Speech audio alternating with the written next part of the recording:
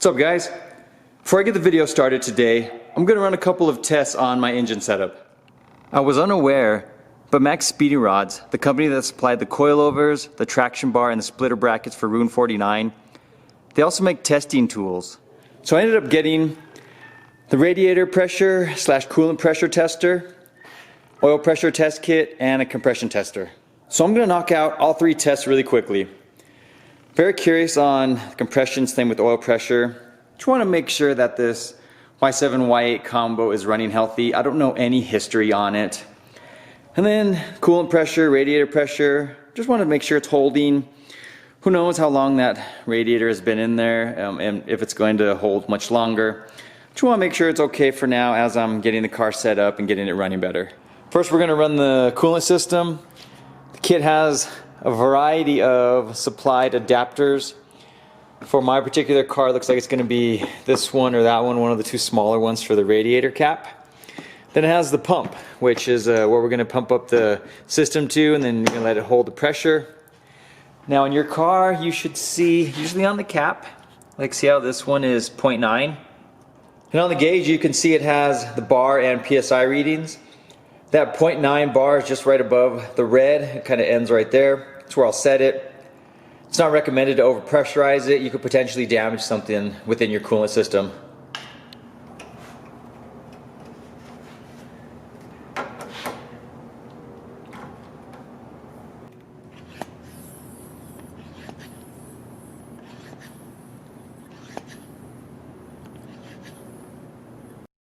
Okay, so I waited about 10 minutes and my pressure seems to be perfectly fine. Great tool to get this job done. Very, very easy too with this kit. And for the oil pressure test, I had to find the required fitting which fit in the place of the original oil pressure switch. Went ahead and fed that in. It's right above the oil filter on this engine. Now we're going to check the pressure.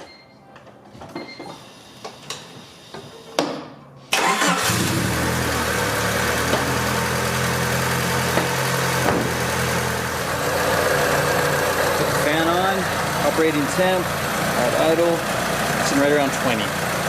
Seems to be really nice for the oil pressure where it needs to be. Now that the engine's fully warmed up, let's go ahead and run our compression test. The compression test is the easiest since the engine's hot. We got included adapters if needed for a different kind of vehicle.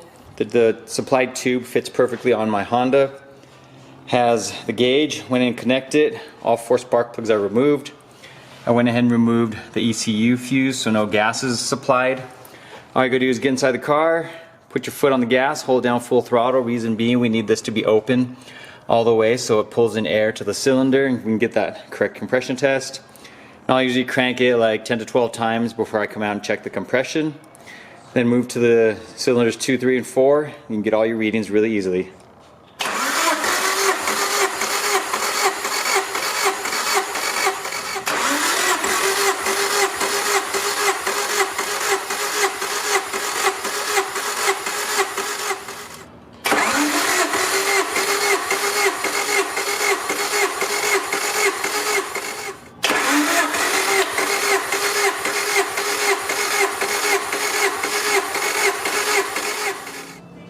So there we go, compression test, very easy, very quickly done.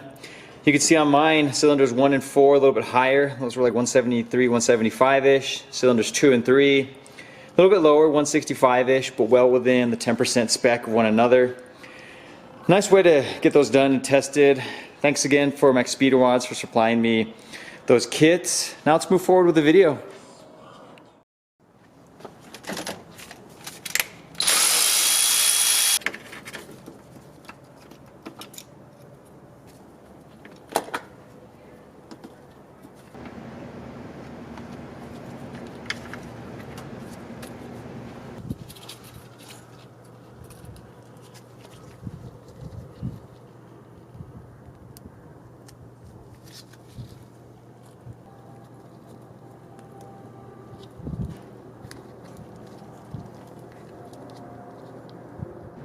After getting the fuel pump replaced, I took it for a drive. I wanted to see what kind of check engine lights I was getting.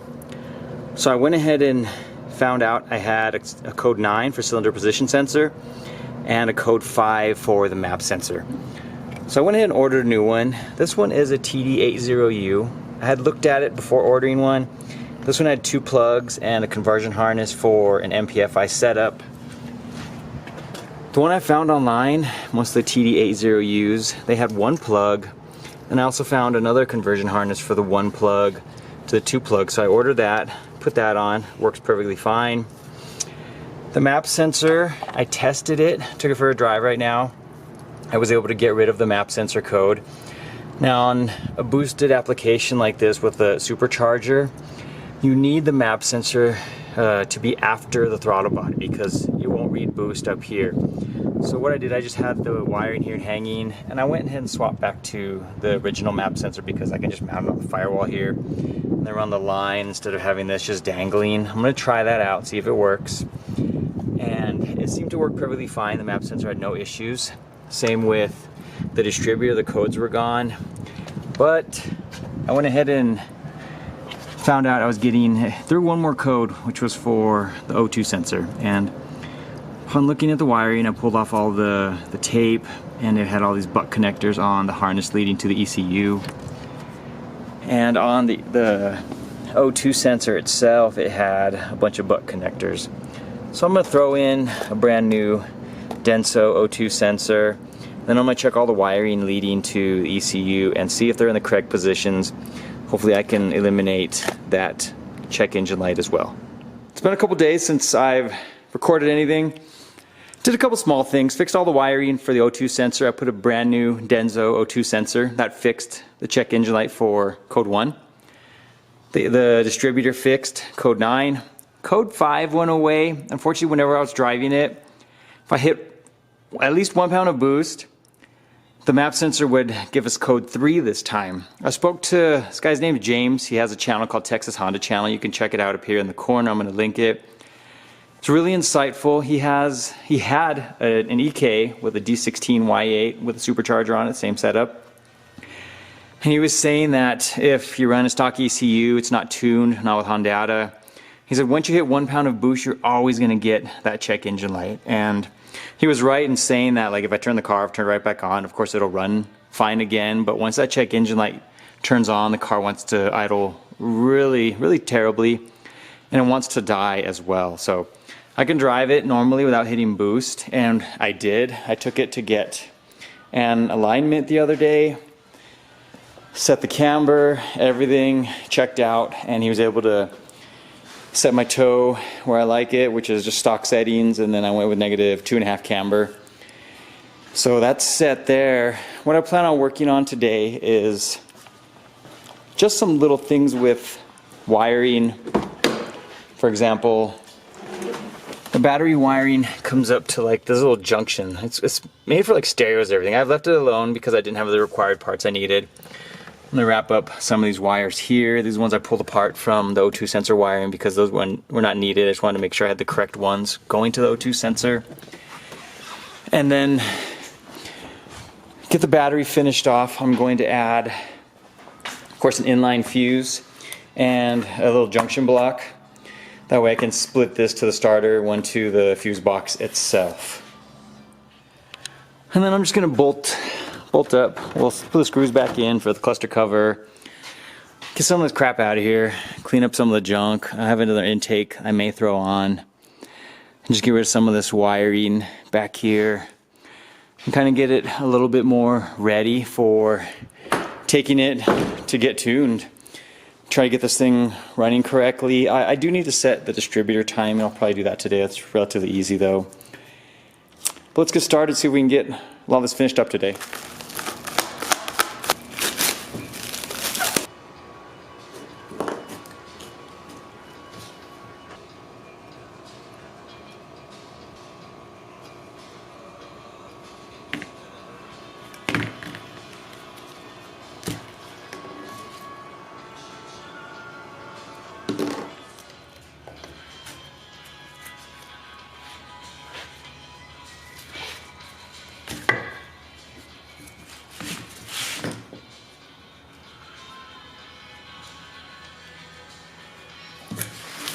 Oh, mother.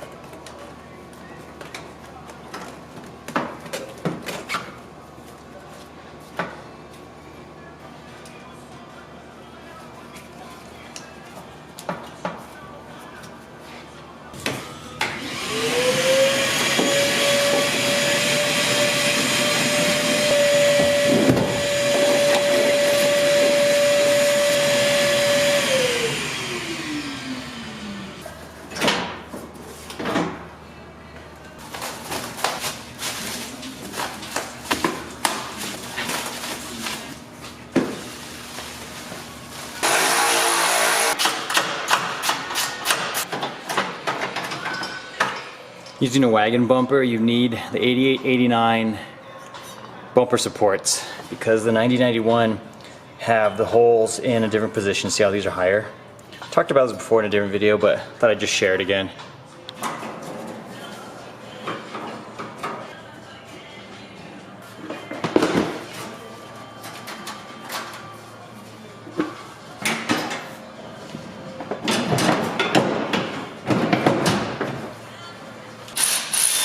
And that's where I think I'm going to leave off for today.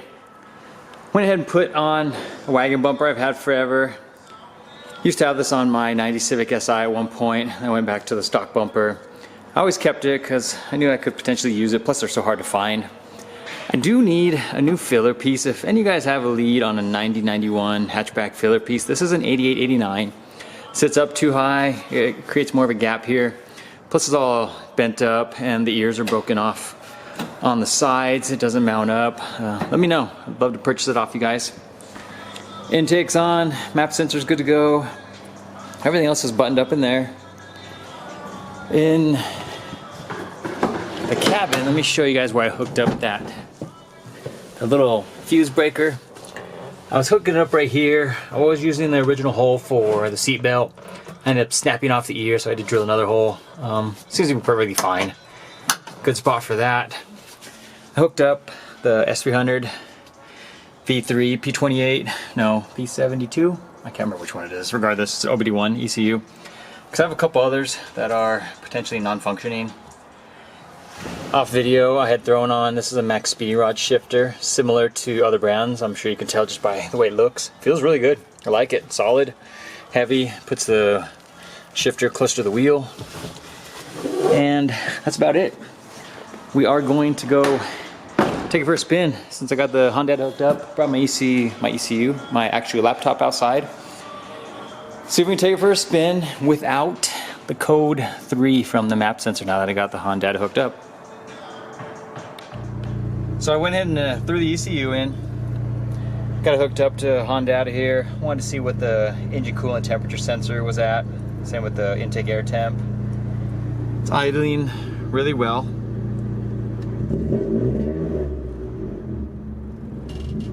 That exhaust though, listen out here. We're gonna take a little spin real quick. Take my GoPro on here. Let's see how it sounds and how it feels.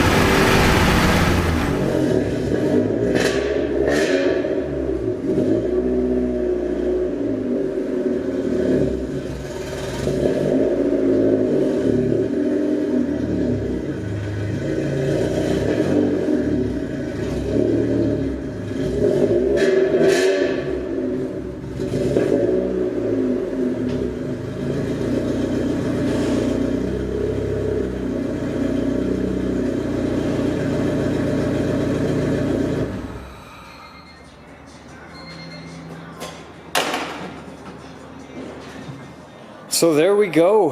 One of the maiden voyages. Actually, that's the first time I've put it through a full throttle drive. I had driven it up and down my street a couple times just to see if I could get it running correctly and figuring out and fixing all those little issues with the check engine lights, but it feels all right. You know, I'm not expecting it to be super fast. It is just a Y7, Y8 head with a 3 pounds of boost from the supercharger, but it feels cool. It was interesting to see.